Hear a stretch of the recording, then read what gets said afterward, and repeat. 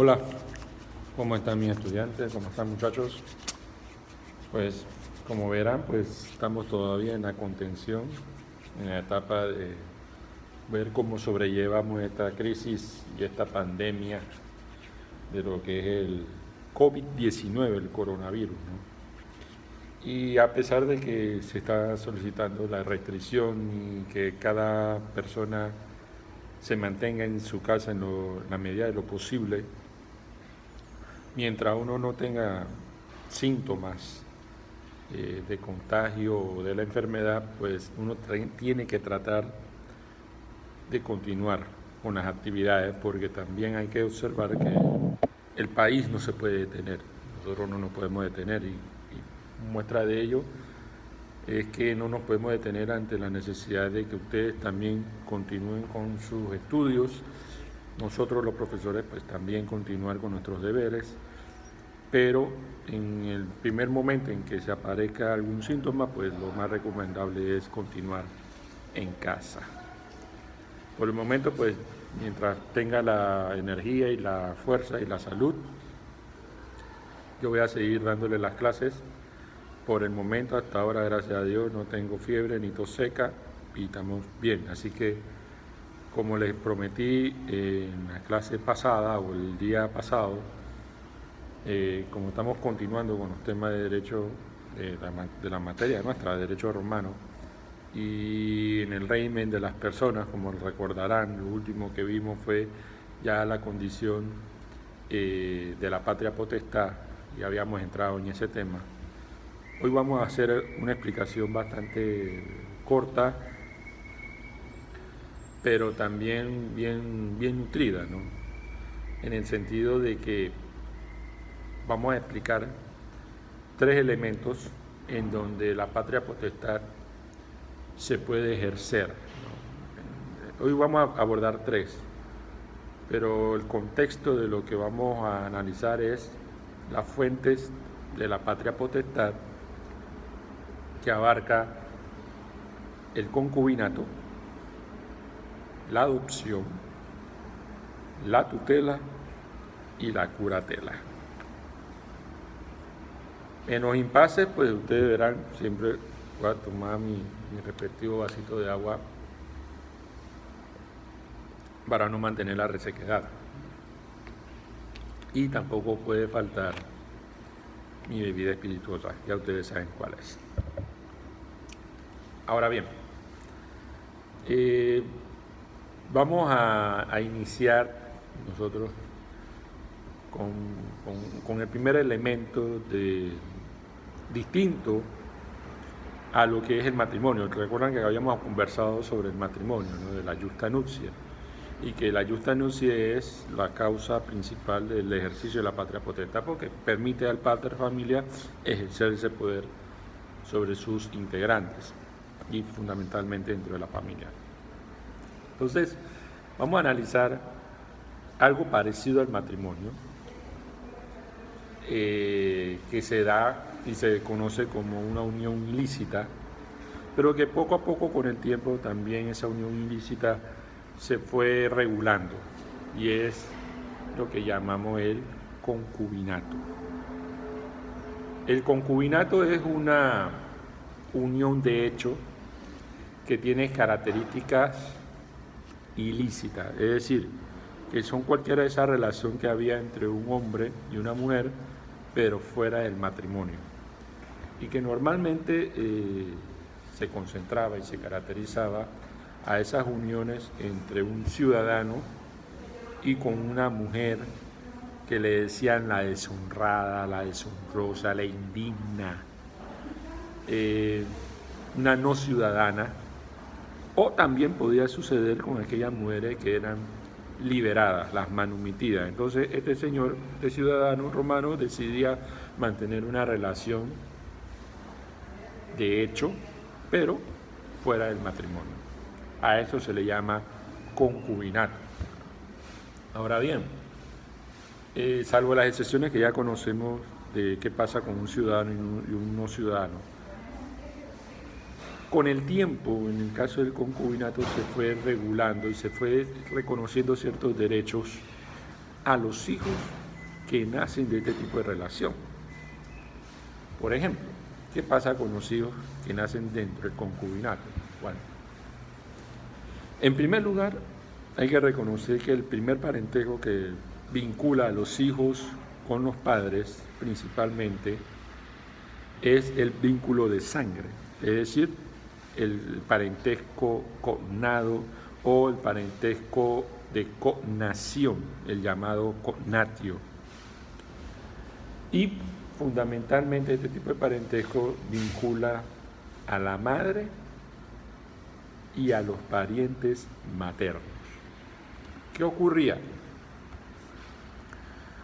Como es un parentesco, como es una relación fuera del matrimonio, no existe un vínculo de poder o civilmente reconocido que vendría a ser el parentesco de agnación o el agnatio, el parentesco civil. Automáticamente no ocurría eso. Lo que ocurría de forma muy natural y lo que se daba era la cognación que ligaba al hijo fundamentalmente de la relación o el vínculo con la madre y sus parientes maternos.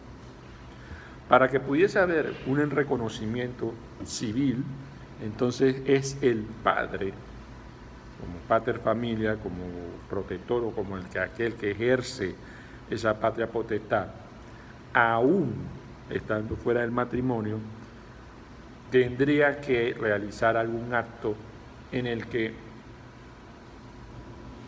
dentro del matrimonio o fuera del matrimonio se reconociese ese poder del hijo que ha nacido bajo estas circunstancias. Es decir, que para poder hacerse el reconocimiento debía establecer una agnación. Disculpen que estoy aquí acomodando unas cosas, ¿no? Tenía que hacer una agnación o el agnatio. Es decir, en primer lugar, los hijos no eran reconocidos dentro de la patria potestad o la potestad del padre, a menos que éste entonces decidiese, vía adopción, de repente, ingresar a este hijo, por más que sea de su vínculo de sangre, tendría que haberlo, es decir, como entre comillas, haber hecho un acto de voluntario de agnación, y por ahí entendemos que el vínculo de agnación ingresan los adoptados. Entonces habría que hacer ese tipo de acto para que entonces ese hijo que compartía un vínculo de sangre también pudiese ingresar por el vínculo del parentesco civil a través de la agnación. Recordemos, está fuera del matrimonio, es un concubinato, no puede ejercer derecho de patria potestad a menos que el padre lo reconozca como un hijo adoptado. Y ese es el hecho del concubinato. O sea, para que se pueda ejercer esa patria potestad de un hijo natural, este hijo natural, a pesar de que comparte la misma sangre que el padre y poder ser reconocido, tendría que ser adoptado. Imagínense eso. Eso hoy en día no sucede, ¿no? Eso ahora mismo no ocurre. Pero así son los orígenes y así es como comienza la figura, pues, de los parentescos civiles, los parentescos de sangre y el caso de las adopciones. Es así que, como dentro del concubinato, el parentesco que prevalece es el parentesco natural. Sin embargo, para que pueda surtir efectos jurídicos o civiles, el padre del hijo natural fuera del matrimonio debe reconocerlo como un hijo agnado o un parentesco agnado vía adopción. ¿Estamos claros? Bien. Eso con respecto al concubinato. Y aquí yo lo estoy sintetizando las cosas más elementales y más básicas dentro de la página 110 y 112 de Eugene Petit. Hay otras cositas, pero me parece que esto es lo más fundamental y lo más elemental. Bueno, hablando entonces del concubinato, que para poder ejercer derechos civiles o de patria potestad por el parentesco civil había que adoptar, entonces veamos cómo funcionaba la adopción como parte de un origen o como parte de una fuente de esa patria potestad. Y recordemos, bueno, la adopción se va desarrollando a partir precisamente de ese parentesco civil que forma parte de la nación, ¿no? Pues recordemos que la nación es ese parentesco que incluye a toda persona que no comparte el mismo origen de sangre. Entonces están incluidos los adoptados. Y en ese sentido, la adopción surte efectos muy parecidos o análogos a los efectos que provoca el matrimonio, la justa nupcia. Es decir, si con el matrimonio o la justa nupcia se ejerce la patria potestad de aquellos hijos que nacen dentro del matrimonio, por la vía de la adopción se ejerce patria potestad sobre aquellos hijos que no comparten el mismo origen de sangre, sino que son adoptados. Y ese es el efecto, uno de los efectos más importantes que se provoca mediante la adopción. Ahora, ¿por qué recurrir a la adopción? ¿Para qué? Bueno, mira lo que pasaba antes. Recordemos que el linaje o la continuidad de la familia se transmite a través del padre al hijo, siempre los integrantes varones. ¿Qué pasaba si el padre solamente tenía hijas? Hijas mueren, y ahí no podía haber una continuidad de la familia porque el apellido se iba a perder eventualmente. O de repente, ¿qué pasaba si había esterilidad entre las parejas? ¿Qué tal si el padre era estéril o la madre era estéril, la mujer? No iba a haber descendencia. Entonces, ¿qué ocurre?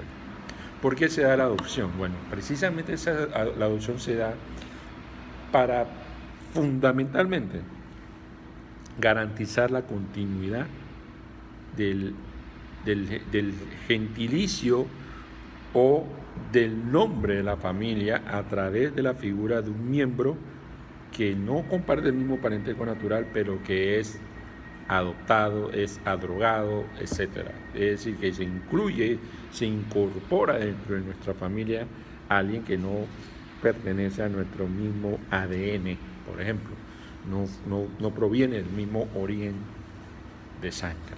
Y es por eso que se daba, por razones principalmente de la preservación de los cultos familiares, la preservación del nombre o del apellido de la familia, porque los hijos, la descendencia eran mujeres, o porque de repente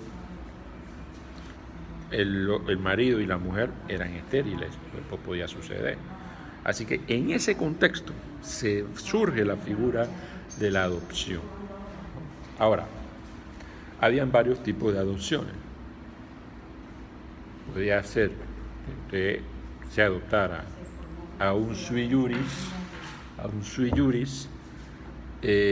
o a un alieni juris, se adoptara a un sui juris o a un alieni juris, y cada una de estas dos adopciones tenían una forma o un tipo diferente. Si se trataba de una adopción que recae sobre un sui juris, recordemos el sui juris, la figura del sui juris, es que estos son personas que ya son cabeza de familia y que se supone que no deberían recaer otra potestad o otro poder sobre un sui juris, si ya el sui juris ya es cabeza de familia. Entonces eso significa una disminución en su condición de sui juris. Entonces, si se da la necesidad de adoptar a un sui juris, entonces estamos hablando de lo que es la abrogación o la drogación. Y es precisamente adoptar a una persona que es cabeza de familia, que es libre, para incorporarla a un nuevo entorno familiar y va a soportar el poder o las facultades de otro pater familia. Entonces, esta es una especie de capitis diminutio, ¿no? Una especie de capitis diminutio en la que el fin principal es que se preserve el culto familiar y además se preserve el apellido y con ello también el patrimonio. Para poder hacer esta abrogación se necesitaba la autorización del pontífice o del religioso fundamental, porque se trataba de preservar la preservación de los cultos religiosos dentro del clan familiar y se requería esa autorización del pontífice. Y este decidía si procedía o no. Ahora, si no se trataba de la adopción de un sui juris, en donde no estaba en juego la continuidad de la familia por el apellido, o no estaba en juego las costumbres religiosas o el culto religioso dentro de ese clan familiar, entonces sí estamos hablando de una adopción sencilla que recae sobre los llamados alieni juris. La adopción de alieni juris se puede dar sobre una hija, sobre un hijo que no sea sui juris, que sea un menor de edad, y con ello se hace mucho más sencillo el acto de la adopción en el contexto de que no se requiere la autorización de un pontífice máximo ni tampoco la participación de algunas otras autoridades. En la adopción del alieni juris está de por medio la voluntad del padre natural y la voluntad del padre que adopta, el padre adoptivo, ¿no? Entonces eso vamos a proceder a ver cuáles son esas formalidades o cómo se procede, qué hay que hacer para perfeccionar esas adopciones, ¿no? Bueno. Cuando se trata de una adopción de un alieni juris o quizás de un sui juris, pero ya el sui juris es un jefe de familia. Vamos a analizarlo de la perspectiva del alieni juris. Cuando se da este tipo de adopción del alieni juris, se requieren 3 elementos o 3 requisitos fundamentales. En primer lugar, se tiene que hacer ante la autoridad del magistrado. ¿Sí? Ante el magistrado, una formalidad. En segundo lugar, el padre natural debe desligarse o romper ese vínculo con su hijo natural. Debe haber la ruptura del parentesco natural y de sangre, que es el que vincula a la patria potestad. Entonces tiene que haber una ruptura. A esa ruptura se hace a través de la mancipium, es decir, de la emancipación. Y en términos, conceptos claros y sencillos, es repudiar.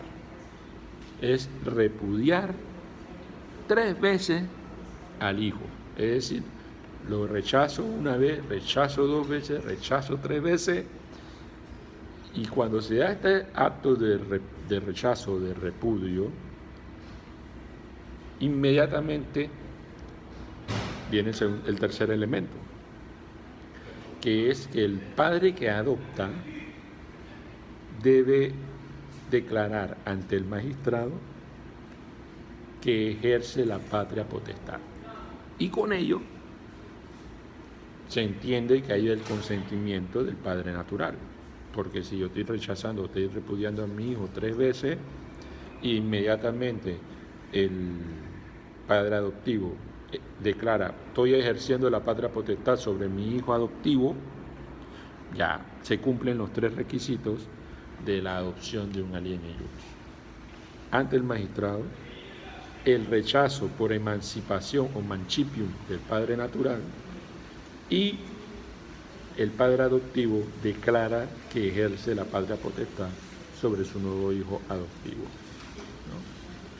Entonces tiene que haber esa afirmación para que la adopción de un alieni iure surte efectos congruentes, ¿no? Ahora, hay reglas para que pueda proceder la adopción. No todo el mundo podía adoptar, no todo el mundo podía ser adoptado, y no se podía hacer así al algarete ni al obilibirloque, ¿no? Es decir, que el caso de la adopción cumplía con ciertas reglas y ciertas formalidades para que pudiese surgir efectos legales y que se pudiese crear o permitir ese ejercicio de la patria potestad, que naciese ese vínculo o naciese esa potestad. ¿Y cuáles son esas reglas? Son 6, ustedes lo van a observar en el libro, pero yo les he sintetizado las 5 más importantes, casi todas, ¿no? En primer lugar, el abrogado, es decir, el sui iure que ha sido adoptado, debe consentir la abrogación, debe estar de acuerdo. Segundo, en el caso de un alieni iuris, el adoptante tiene que ser mayor de edad que el adoptado. Es decir, quien adopta tiene que superar en edad al que va a ser adoptado, ¿no? Fundamental. Tercero, la abrogación solamente era permitida en aquellos casos en que no existiesen hijos naturales o hijos que hubiesen ejercicio alguna autoridad, ¿no? ¿Quiénes van a adoptar? Aquellos que no tienen hijos, fundamentalmente. Regla general, fundamentalmente. 4. Existía una prohibición a las mujeres, que las mujeres no podían adoptar. Sin embargo, hubo una excepción en tiempo de Diocleciano que le otorgó esa posibilidad a una mujer pobre que ya se había quedado sin hijos. Había tenido hijos y todos se le murieron. Todos se le murieron. Entonces, ella tenía ciertos bienes, cierta herencia, cierta fortuna que tenía que pasarla y no tenía hijos. Diocleciano le concede esta excepción para que entonces esta mujer, como caso excepcional y raro, pudiera adoptar. Entonces, es el único caso en donde se exceptúa a la mujer para poder adoptar. En general, las mujeres no pueden adoptar porque no tienen un poder paternal. Y lo último, el último elemento es que los esclavos no podían ser adoptados a menos que el amo ejerciese entonces esa patria potestad, ¿no? Ejerciese esa patria potestad.